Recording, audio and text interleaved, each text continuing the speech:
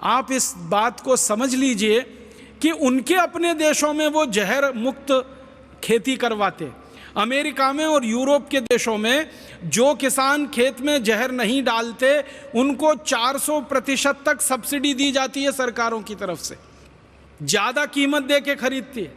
तो अपने देश में यूरोप और अमेरिका के किसानों को वो कहते हैं कि जहर मुक्त खेती करो, विष मुक्त खेती करो, खेत में जहर मत डालो और ज़्यादा पैसा ले लो सरकार से। और वही देश की कंपनियां भारत में आकर उल्टा काम करती हैं, जहर युक्त खेती कराती हैं, विष युक्त खेती कराती हैं और हमारे खेतों की धमनियों में, हमारी धरती माता की धमनियों में इतना जहर इतना जहर इतना जहर डलवा दिया है कि आपके खून में, मेरे खून में, भारतवासियों के खून में ये जहर आने लगा है।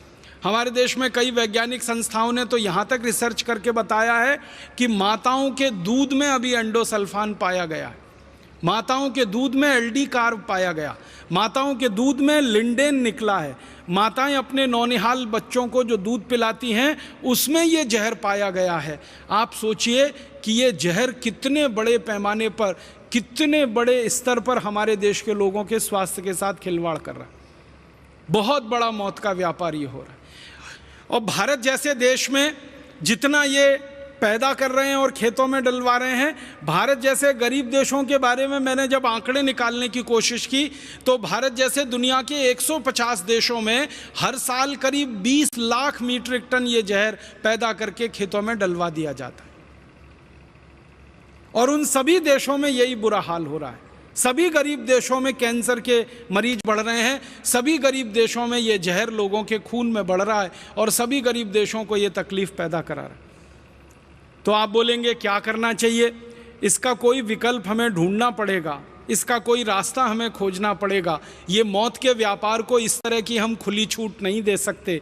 और इसका सबसे अच्छा विकल्प है, आप जैसे चिकित्सक, आप जैसे डॉक्टर अगर जागरूक हो जाएं तो बहुत बड़ी बात बन सकती है इस देश में, दुनिया में भी वो क्रांति की तरह से फैल सकती है। अर्थशास्त्र में एक सामान्य सिद्धांत है कि डिमांड पहले होती है, सप्लाई उसके पीछे पीछे आती है। आप सब चिकित्सक बंधु अगर चाहें तो सारे देश में जैविक अनाज के लिए, बहुत अच्छे अनाज के लिए, विषमुक्त अनाज के लिए, जहरमुक्त अनाज के लिए एक वातावरण निर्माण कर सकते हैं। आप इस देश में एक डिमांड खड़ी कर सकते हैं और उस डिमांड को भरने के लिए फिर किसानों को मजबूर होकर गाय के गोबर से, भैंस के गोबर से, बैल के गोबर से विषमुक्त खेती करनी पड़ेगी, जहर मुक्त खेती करनी पड़ेगी। फिर उनका बिकना शुरू होगा, फिर धीरे धीरे इन कंपनियों के बाजार खत्म होंगे और इनका जो षड्यंत्र और साजिश चल रहा है भारत में, ये पूरी तरह से हम नाकामयाब बना पाएंगे और इसको ख़त्म कर पाएंगे। यही एक रास्ता है, दूसरा कोई रास्ता नहीं। और आपसे इस रास्ते पर चलने की अपेक्षा इसलिए की जाती है कि आप इसको अच्छे से समझ सकते हैं और किसी को समझा सकते हैं। हमारे देश में डॉक्टर की कही हुई बात और एक साधारण व्यक्ति की कही हुई बात में ज़मीन आसमान का अंतर होता है। जब कोई मरीज किसी डॉक्टर के मुंह से कुछ सुन लेता है तो वो कहता है ये डॉक्टर ने कहा है, और उसके लिए डॉक्टर भगवान का प्रतिरूप है, वो इससे कम पर बात नहीं करता है। मैंने देखा है बहुत सारे मरीजों को, वो आपका प्रिस्क्रिप्शन लिखा हुआ स्लिप लेके किसी दुकान पर जाते हैं, केमिस्ट के पास, और मैंने देखा वो झगड़ा करते हैं केमिस्ट से। झगड़ा किस बात का होता है? केमिस्ट कहता है कि डॉक्टर साहब ने ये जो दवा लिखी है ये तो है नहीं मेरे पास, ऐसी ही बहुत अच्छी दूसरी दवा है। वो झगड़ा करता है, नहीं नहीं मुझे वो नहीं चाहिए, यही चाहिए जो डॉक्टर ने लिखी है। और वो समझाते समझाते केमिस्ट परेशान होता है कि भैया एक ही दवा के ये दो नाम हैं। वो मानता ही नहीं है, डॉक्टर ने लिखी है इसलिए मुझे तो यही चाहिए, क्योंकि उसका भरोसा है आप पर, क्योंकि विश्वास है आप पर।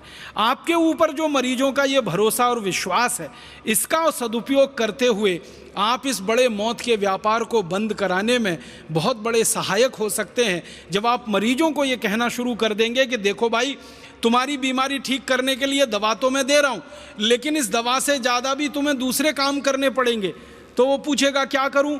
तो कहने लगो जहर मुक्त अन्न खाना शुरू करो, जहर मुक्त सब्जियां खाना शुरू करो, जहर मुक्त फल खाना शुरू करो। तो वो कहेगा कहाँ मिलेगा? तो जहाँ से ये मिल रहा है जहर युक्त, वहीं जहर मुक्त मिलेगा।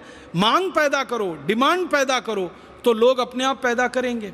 तो पहले कम पैदा होगा, शायद ज़्यादा कीमत में बिकेगा, फिर ज़्यादा पैदा होने लगेगा, कीमतें कम होती जाएंगी और एक सामान्य रूप से पूरे भारत के लोगों को विषमुक्त अनाज, विषमुक्त भोजन, विषमुक्त सब्जियां और विषमुक्त फल उपलब्ध हो जाएं। एक तरफ इन कंपनियों का बाजार भी खत्म हो जाएगा, उनकी ताकत भी कमज़ोर हो जाएगी, और दूसरी तरफ हमारे लोगों को कैंसर जैसी गंभीर बीमारियों से बचने का रास्ता भी खुल जाएगा। माताओं के शरीर में ये जो जहर आ गया है दूध के रूप में, ये भी कम होता चला जाएगा। और एक सबसे आखिर में जो बड़ा काम होगा वो ये कि सारे भारत देश में जब ये खेती में क्रांति आ जाएगी तो बड़ा सवाल पैदा होगा, वो ये कि क्या बिना यूरिया, बिना डीएपी उत्पादन हो पाएगा? क्योंकि हमारे देश में ये जहर बेचने वाली कंपनियों ने एक कुतर्क फैला रखा है कि यूरिया डीएपी के बिना तो उत्पादन हो ही नहीं सकता। मैं आपको विनम्रतापूर्वक एक जानकारी देना चाहता हूँ। इस भारत देश में बहुत सारे जागरूक किसान पिछले 15 सालों में ऐसे निकले हैं जिन्होंने अपने खेत में यूरिया डीएपी डालना बंद कर दिया, जिन्होंने एंडोसल्फान, मेलाथियान, पैराथियान डालना बंद कर दिया, जिन्होंने लिंडेन, एलडी कार्ब जैसे खतरनाक जहर डालना बंद कर दिया। ऐसे हज़ारों किसान हैं और उनकी करीब 20 लाख एकड़ ज़मीन पर बिना यूरिया, बिना डीएपी अनाज पैदा हो रहा है, बिना किसी जहर के, बिना किसी कीटनाशक और जंतुनाशक के सब्जियां पैदा हो रही हैं, फल पैदा हो रहे हैं। 20 लाख एकड़ में खेती भारत में हो रही है। सबसे ज़्यादा ये खेती महाराष्ट्र में हो रही है, कर्नाटक में हो रही है, आंध्र प्रदेश में हो रही है, तमिलनाडु में हो रही है, केरल में हो रही है, मध्य प्रदेश में हो रही है, छत्तीसगढ़ में हो रही है, अब तो झारखंड, बिहार में भी शुरू हो गई है। हज़ारों किसान लग गए हैं और उन किसानों का अनुभव ये कहता है कि यूरिया डीएपी से वो जितना पैदा करते थे उससे ज़्यादा पैदावार उनकी बिना यूरिया, बिना डीएपी से हो रही है। आपको मैं आंकड़े बताना चाहता हूँ कि जो किसान पहले यूरिया डीएपी से 1 एकड़ में 30 मीट्रिक टन गन्ना पैदा करते थे, अब वही किसान गाय का गोबर, भैंस का गोबर, बैल का गोबर खेतों में डालकर 1 एकड़ में 90 मीट्रिक टन गन्ना पैदा कर रहे हैं, 3 गुना ज़्यादा। जो किसान पहले यूरिया डीएपी से 1 एकड़ में 15-20 क्विंटल तक गेहूं पैदा करते थे, आज वो गाय के गोबर, बैल के गोबर, भैंस के गोबर का उपयोग करके 1 एकड़ में 25 से 30 क्विंटल गेहूं पैदा कर रहे हैं, ठीक दुगना।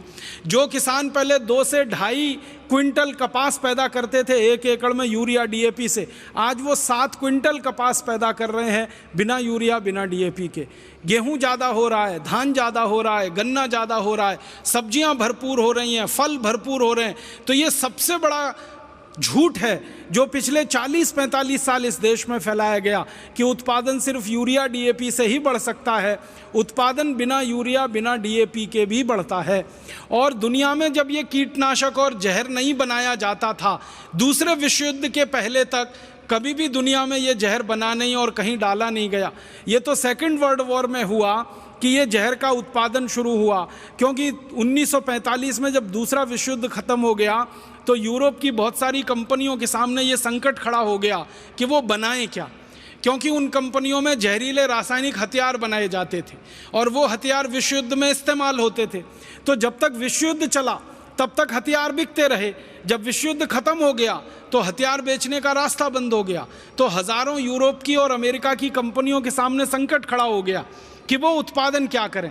तो फिर उन कंपनियों ने रास्ता निकाला कि जिन कारखानों में हथियारों का उत्पादन होता है उन्हीं कारखानों में जहरीले रासायनिक चीज़ों का उत्पादन करके urea, DAP, aldicarb, lindane के नाम पर दुनिया भर में बेचा जाए। आप सभी जानते हैं, विज्ञान आपने पढ़ा है, रसायन शास्त्र के बारे में थोड़ा तो आप सभी जानते हैं, वो ये कि जिन रसायनों से रासायनिक हथियार बनते हैं युद्ध लड़ने के लिए, उन्हीं रसायनों से यूरिया डीएपी बनता है खेतों को बर्बाद करने के लिए। जिन रसायनों से रासायनिक जहरीले हथियार बनते हैं केमिकल गैसेस के नाम पर, केमिकल बॉम्ब के नाम पर, उन्हीं जहरीले रसायनों से ये लिंडेन, एलडी कार्ब जैसे जहर, एंडोसल्फान जैसे जहर बनते हैं जो खेतों में डाले जाते हैं।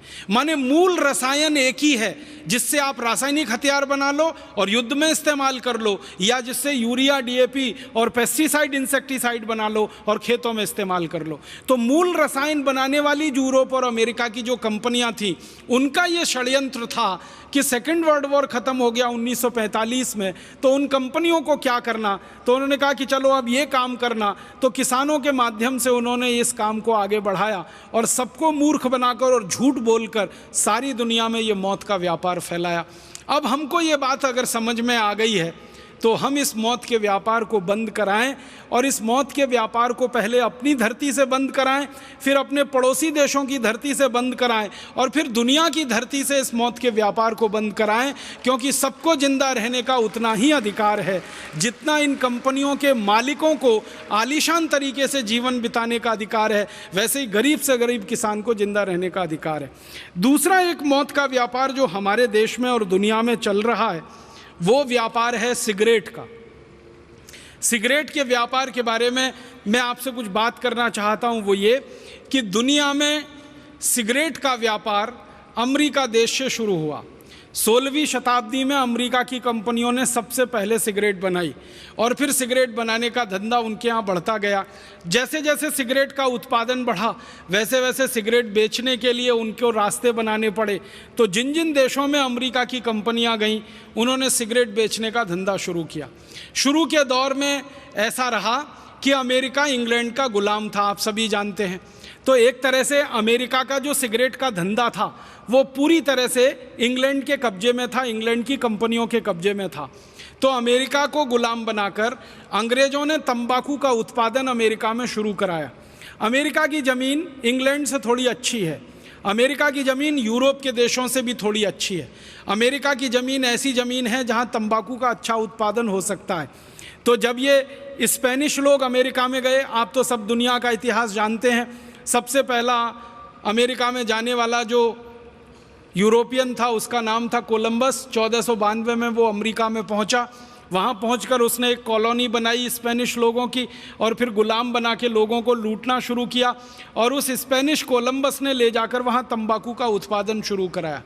फिर वो तंबाकू उत्पादन धीरे धीरे बढ़ा के सिगरेट बनना शुरू हुई और सारी दुनिया में वो सिगरेट बिकना शुरू हुई और उस सिगरेट के लिए कई कंपनियों को स्थापित किया गया।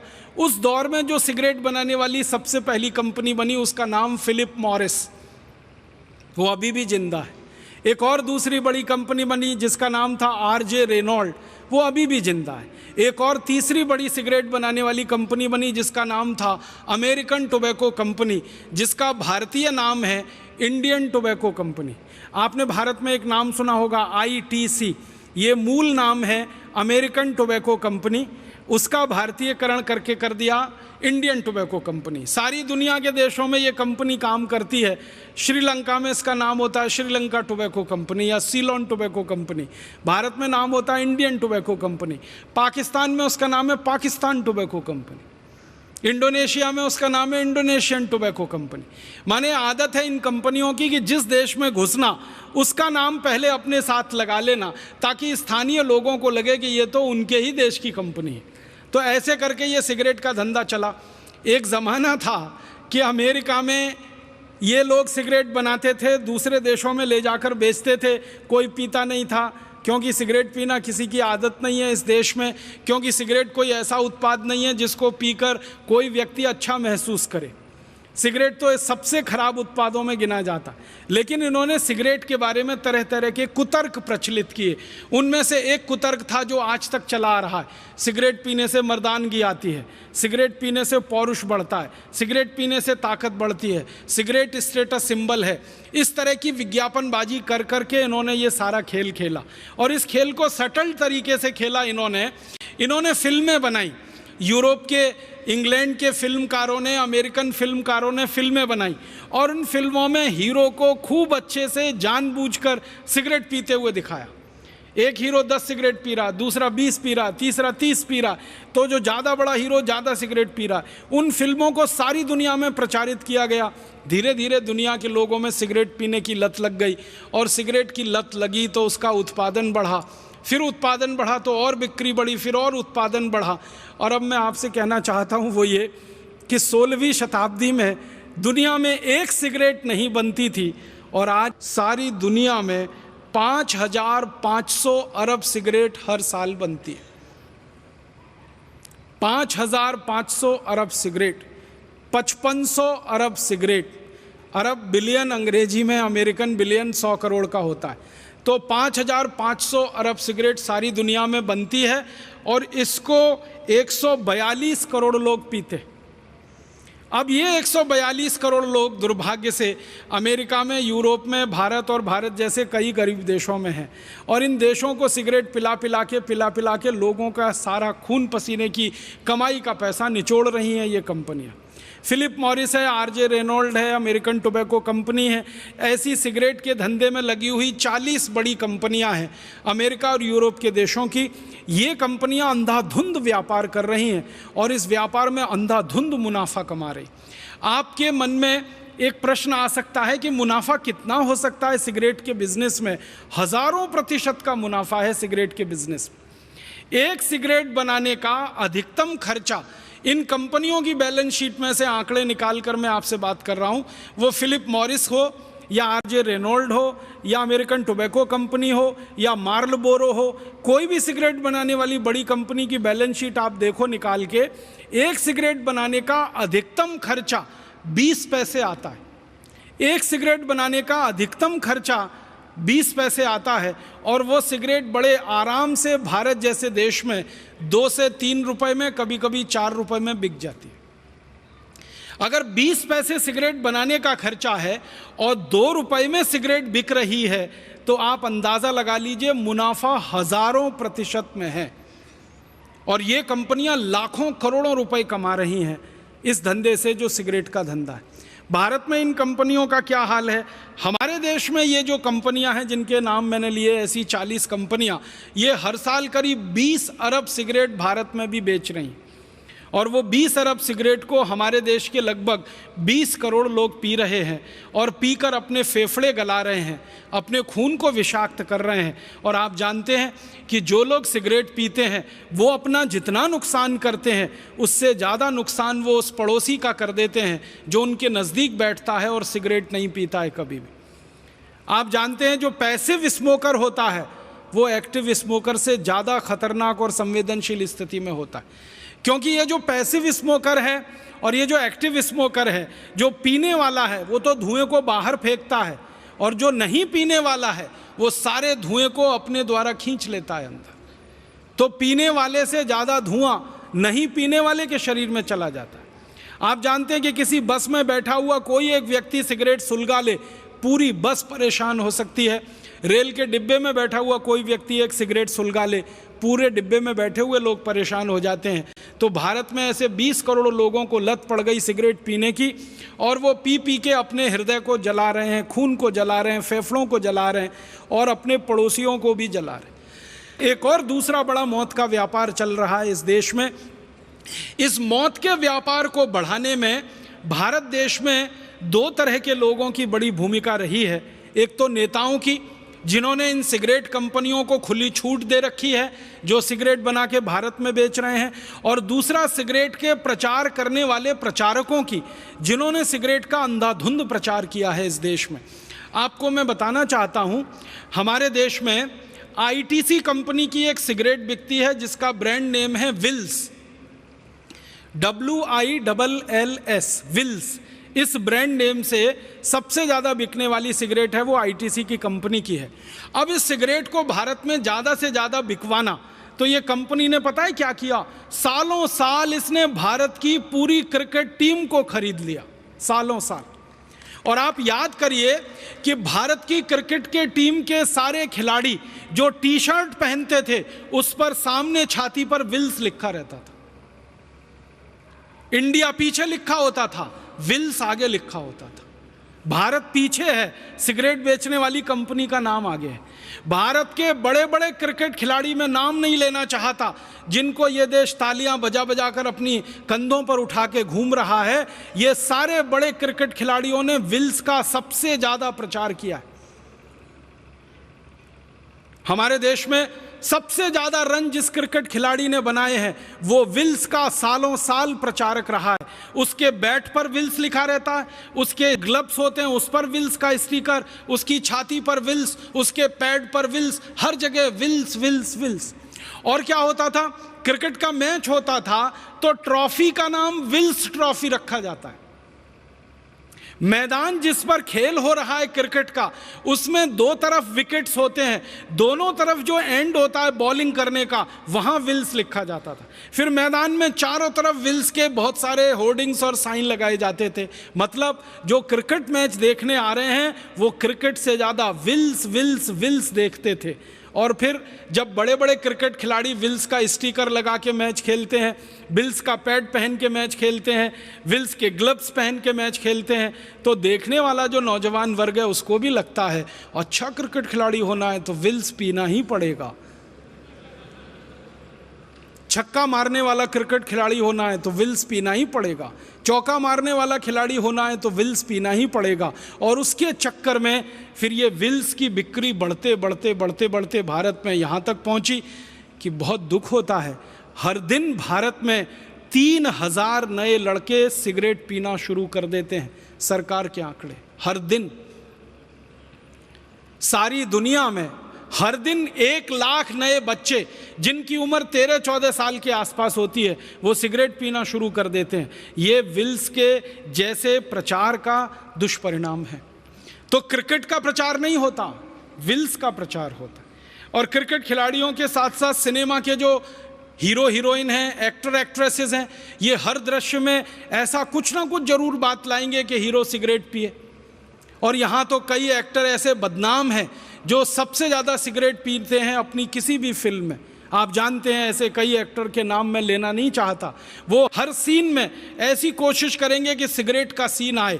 बेटा बाप के सामने सिगरेट पी रहा है, भाई बहन के सामने सिगरेट पी रहा है, पति पत्नी के सामने सिगरेट पी रहा है। फिल्मों में ऐसे दृश्य जानबूझ के ठूसे जाएंगे तो फिल्म देखने वाले लोगों के अवचेतन मन में वो सिगरेट बैठती है फिल्म से ज़्यादा, और फिर वो बाहर निकलते हैं हॉल से तो सिगरेट उड़ाना शुरू कर देते। और आप जानते हैं 14-15 साल की उम्र में किसी ने एक बार अगर सिगरेट पी ली तो फिर उसको आप सिगरेट का नशेड़ी बनाने से नहीं रोक सकते, क्योंकि वही सबसे संवेदनशील उम्र होती है और धीरे धीरे उस रास्ते पर वो चल पड़ते। फिर इस सिगरेट से होने वाली जो मौतें हैं सारी दुनिया में, सरकार सारी दुनिया की कहती है कि कैंसर में जो सबसे बड़ा कारण है, मैंने बताया जहर, एंडोसल्फान जैसा और मेलाथियान जैसा और ये यूरिया डीएपी, उसके बाद दूसरे नंबर पर जो सबसे बड़ा कारण है कैंसर का वो सिगरेट ही है। और सारी दुनिया में करोड़ों करोड़ों लोग इस सिगरेट को पी के मर रहे हैं, प्रत्यक्ष रूप से परोक्ष रूप से।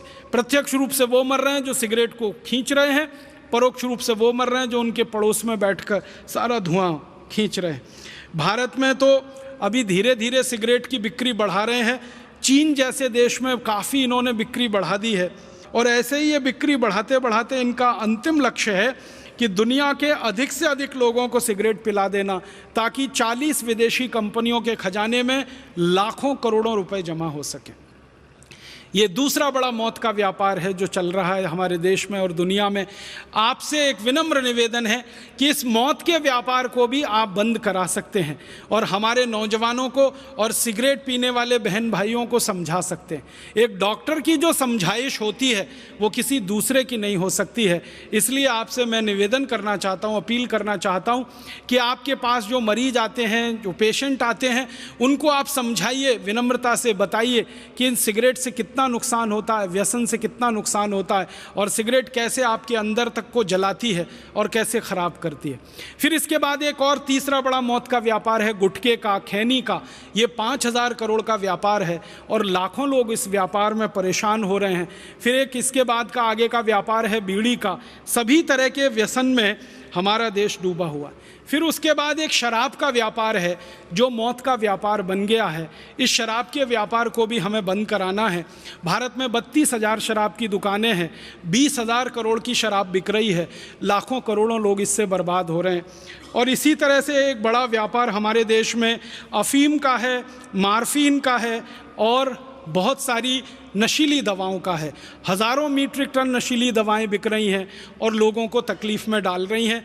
तो मेरा आप सभी चिकित्सक भाइयों से यही विनम्र निवेदन है कि इन सभी मौत के व्यापारों को इस देश में जल्दी से जल्दी आप बंद कराइए और जल्दी से जल्दी इस भारत देश को एक रहने लायक, अच्छा, समर्थ, स्वस्थ और समृद्धशाली देश बनाइए।